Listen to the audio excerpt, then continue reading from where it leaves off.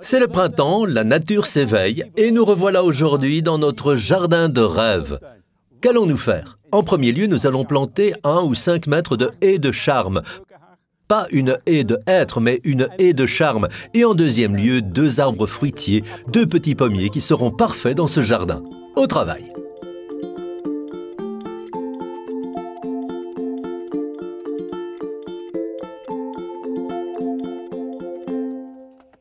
Selon notre plan, une haie doit venir ici et pour la plantation d'une haie, il faut quand même avoir pensé à quelques petites choses à l'avance. J'ai d'abord regardé la longueur et la largeur des racines des plantes que nous allons utiliser pour la haie et nous allons employer du charme. Le charme n'est pas du hêtre, mais quelle est donc la différence? À cette période de l'année, c'est difficile à expliquer, mais je vais quand même essayer. Ce sont donc des plants de charme. En principe, vous pouvez les distinguer du hêtre. Le charme ou hornbeam n'est pas du hêtre, seul le nom y fait référence. Le charme est de la famille du noisetier et du bouleau, ce n'est donc absolument pas du hêtre, mais vous pouvez voir la différence aux bourgeons. Les bourgeons du charme sont courts et émoussés, tandis que les bourgeons du hêtre sont longs et pointus. Pourquoi choisissons-nous du charme, du carpinus? Le hêtre ou fagus a l'avantage que les feuilles restent plus longtemps en hiver que le charme, mais il a le désavantage qu'il doit absolument avoir un sol calcaire. S'il ne l'a pas, il va souffrir de différentes maladies, sinon le hêtre va s'affaiblir. Ce qui n'est absolument pas le cas avec le charme qui est plus une plante pour tous les sols. Il a aussi l'avantage d'avoir des feuilles avant le hêtre. Il peut y avoir 2 à 3 semaines de différence, ce qui fait que l'on a plus rapidement une haie verte. N'achetez pas vos plantes trop grandes, parce que le charme a un fort pouvoir de croissance. Ces plantes ont des racines nues. Elles sont vendues ainsi en début d'année. Nous les avons déjà achetées avant l'hiver et nous les avons simplement mises dans une fosse. Je viens de les en retirer. Et qu'est-ce qui est maintenant important? Il est important de connaître la taille des racines et d'adapter la tranchée. Vous pouvez parfaitement voir jusqu'à quelle profondeur ce petit arbre était planté à la pépinière. C'est donc jusqu'ici. On va donc la planter environ 3 cm plus profond afin que la racine supérieure ne soit certainement pas endommagée. Ainsi, elle viendra bien dans le sol, donc cette distance, c'est la profondeur de la tranchée. Et pour la largeur, vous prenez simplement 2 fois la largeur des racines. Donc vous regardez bien la racine, encore autant en plus, donc environ une largeur de pelle et alors vous faites du bon travail. La tranchée est maintenant faite. Comment allons-nous améliorer le sol? Le nom le dit lui-même, oui, avec un agent d'amélioration du sol, à savoir du terreau. Le terreau assure toujours un enracinement rapide et idéal. Comment allons-nous l'utiliser? Vous aurez besoin de pas mal de choses, car nous allons mélanger le produit avec une partie de la terre que nous avons extraite. Et ici, on parle d'1 mètre ou 5. J'ai donc besoin de quelques sacs.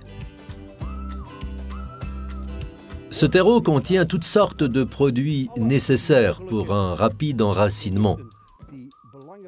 Il est aussi un parfait aliment pour des micro-organismes, pour toutes sortes de bactéries et champignons utiles qui vont favoriser la croissance des racines. Il faut donc mélanger 2 quantités de terreau pour une quantité de terre.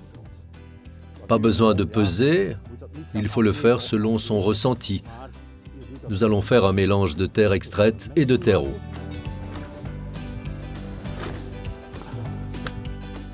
Nous allons d'abord mettre une petite couche sur le sol de notre tranchée.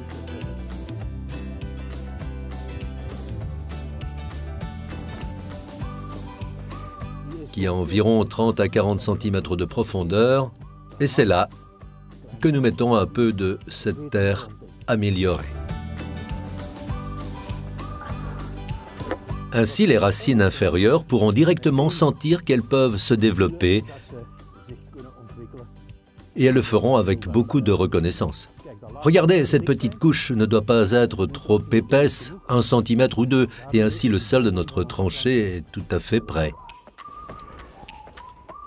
Voilà.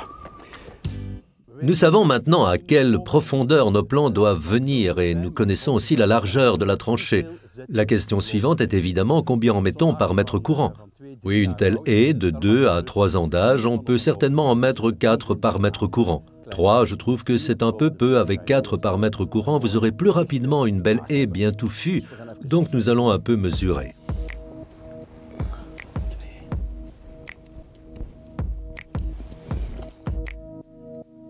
Ça, c'est 5 mètres, ce qui veut dire 5 x 4, donc 20 plants que je vais utiliser ici, et ce sera plus qu'assez. En séparant les plants, essayez de ne pas enlever toute la terre des racines. C'est à l'endroit où la terre est restée accrochée que les premiers filaments de racines vont s'implanter.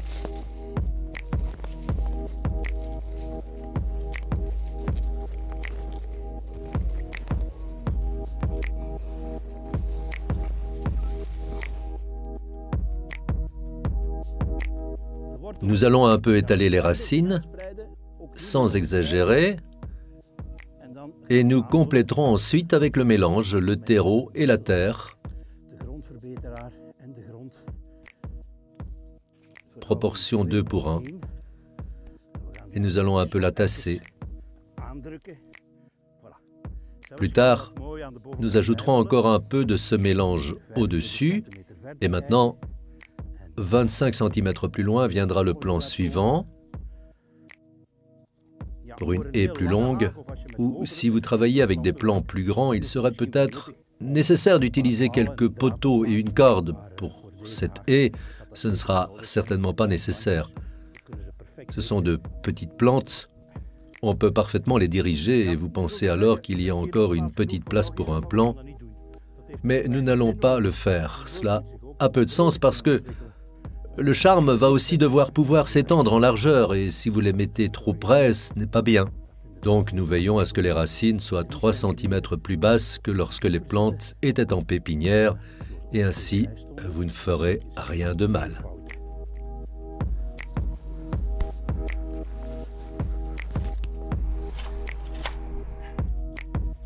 J'ai remarqué que les bourgeons du charme sont en train d'éclore. Ils commencent à avoir une couleur verte. Et rapidement, les premières feuilles vont apparaître. Et c'est évidemment ainsi que la plante aura aussi besoin d'une alimentation supplémentaire. Le terreau apporte la bonne structure, mais pour l'alimentation, il faut encore utiliser un engrais de qualité.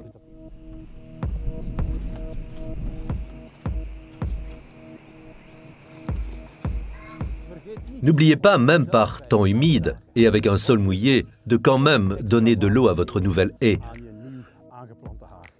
La première chose dont auront besoin les racines, c'est un bon environnement pour grandir. C'est ce que nous avons fait avec notre terreau. Mais la deuxième chose dont elles vont avoir besoin au début, c'est quand même une bonne quantité d'eau. Évidemment, ce n'est pas si simple de savoir si on a assez ou pas assez arrosé. Cela dépend évidemment de votre lieu de résidence. Il y a déjà une grande différence entre la Campine et la Flandre occidentale. Et voici notre haie de rêve. Mais oui, elle est encore un peu maigre. Il y a maintenant deux manières d'arranger cela. Ou bien vous choisissez une haie qui grandit fortement en hauteur et vous ne coupez que les branches latérales en laissant quelques bourgeons afin qu'ils puissent faire de nouvelles branches. Ainsi, votre haie grandira rapidement en hauteur. Mais il y a naturellement aussi un désavantage. Une haie qui monte trop rapidement va plus rapidement transporter son alimentation vers le haut et moins dans les branches latérales. Et c'est pourquoi j'opte toujours pour cette méthode. Ne pas avoir peur, je vais simplement couper une vingtaine de centimètres de la hauteur de la plante et je vais faire cela avec tous les plants. De cette manière, la hauteur souhaitée ne va pas être si rapidement atteinte, mais la haie va alors plus rapidement croître en largeur. J'enlève donc simplement tous les sommets. Vous achetez donc une haie d'une telle hauteur et vous la coupez directement. Cela peut sembler bizarre, mais croyez-moi, vous n'aurez aucun regret. Donc, je coupe aussi un peu les branches latérales pour qu'elles puissent refaire des branches. Et je coupe aussi en hauteur afin que la haie ne croisse pas trop vite en hauteur et qu'elle commence d'abord par s'épaissir jusqu'à la largeur souhaitée.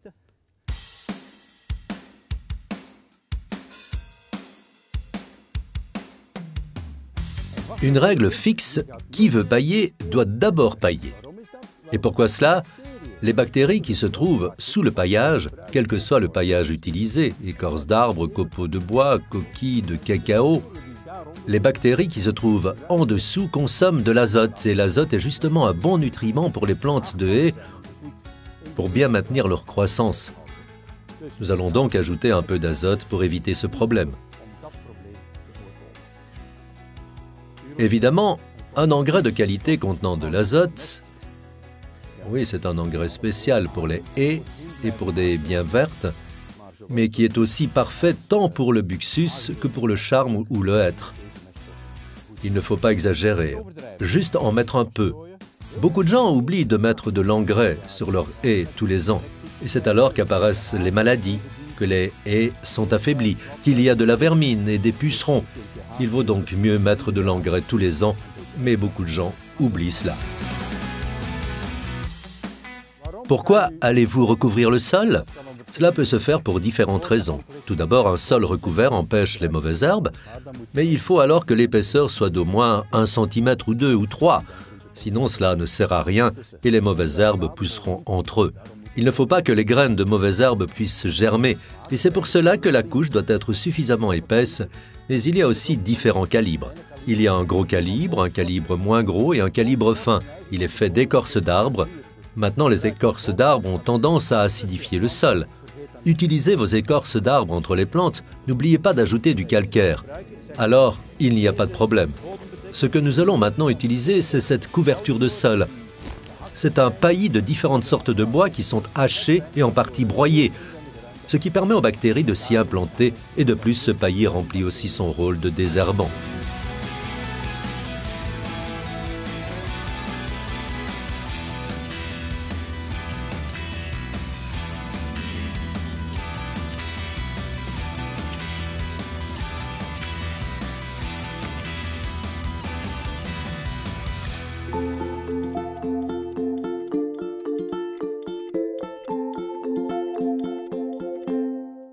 Nous allons planter des pommiers.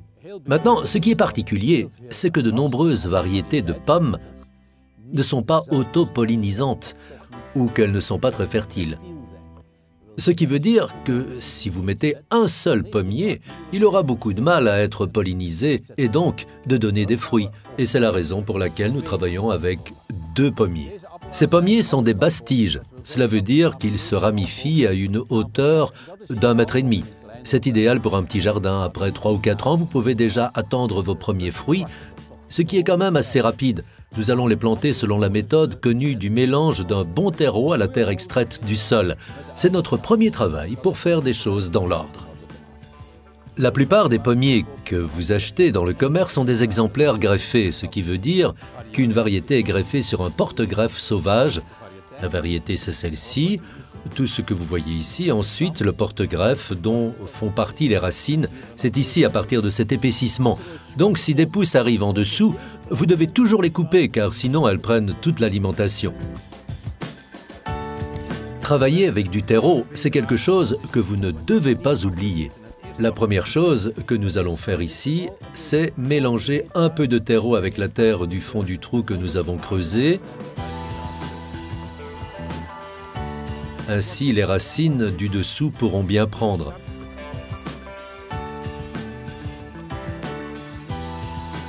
Il ne s'agit donc pas d'alimentation, mais de légèreté du sol, de bon milieu aussi pour les organismes du sol, pour les bactéries, ce qui sera parfait pour les racines.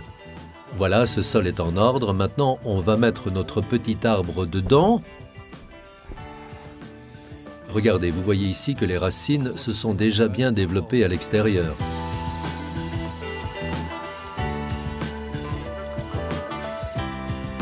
Voilà, je mets bien l'arbre au centre du trou. Et maintenant, je vais d'abord mélanger la terre qui doit venir autour avec 2 parts de terreau. Nous faisons cela ici, sur le côté.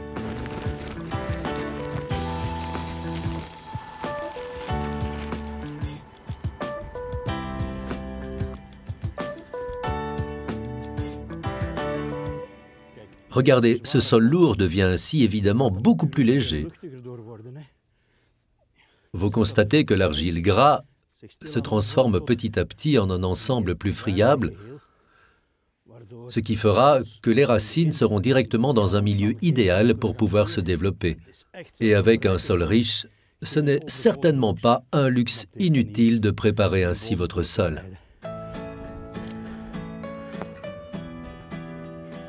Je remarque maintenant que la greffe est un peu trop profonde. Vous pouvez contrôler cela en mettant simplement votre outil à côté. Et regardez, en effet, il vaut mieux que la greffe soit juste un peu au-dessus du niveau du sol. Donc je vais un peu remonter la motte et veiller à ce que la greffe ne soit pas dans le sol. Reculons un peu et regardons. On peut maintenant ajouter le reste.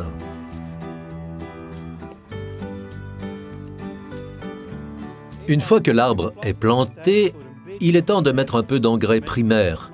Cela peut se faire immédiatement pour les arbres fruitiers. Mais ici, encore pas trop. Utilisez aussi un engrais spécialement conçu pour les arbres fruitiers, notamment un engrais avec beaucoup de potassium. Le potassium assure une riche floraison et une bonne fructification. Quelques bonnes poignées sont suffisantes pour ce petit arbre. Et ensuite, on mettra des écorces pour maintenir l'humidité. Les bactéries vont faire leur travail sur cette couche, le sol ne va jamais sécher et les écorces feront aussi un bel effet.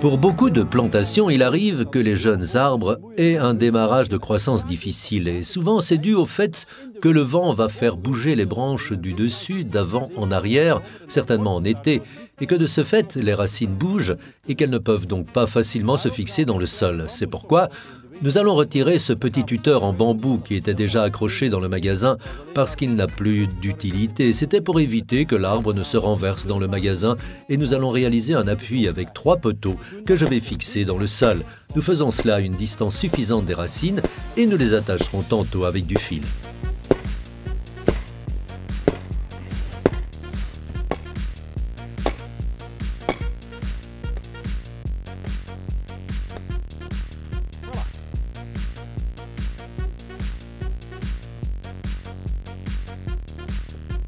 Regardez, maintenant nous allons utiliser le fil. C'est un fil élastique utilisé en jardinage pour fixer des choses, mais qui va grandir avec les branches quand elles deviendront plus grandes.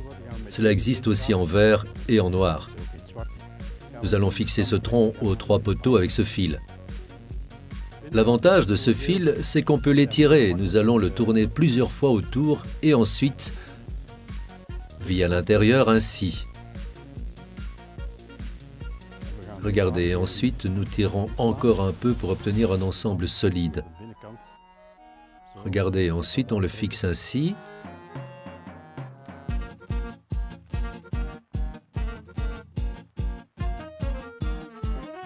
Quand nous aurons fait cela des 3 côtés, notre arbre sera bien tendu, mais je vais d'abord retirer ce bambou gênant.